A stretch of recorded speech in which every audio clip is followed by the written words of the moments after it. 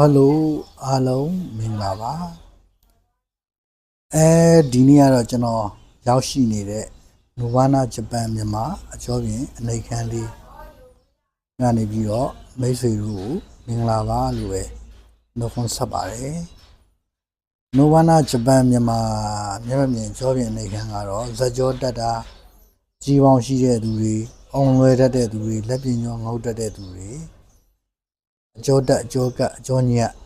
ကြက်သားအားနဲ့လို့ကြွတ်တတ်တဲ့သူတွေအတွက်မိတ်ဆွေကောင်း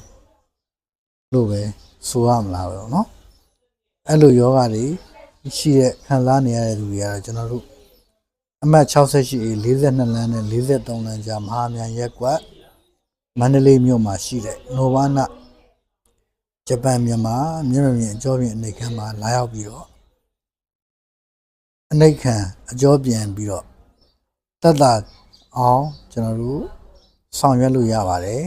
အဲ့တော့မိတ်ဆွေတို့အနေနဲ့ဒီယောဂဝေဒနာတွေပြန်ခံစားနေရပါတယ်ကျွန်တော်ကျမတို့သက်သာခြင်းပါတယ်လူဆန္ဒရှိတယ်ဆိုရင်ကျွန်တော်တို့ဂျပန်မြန်မာအကျော်ပြင်အနေခံ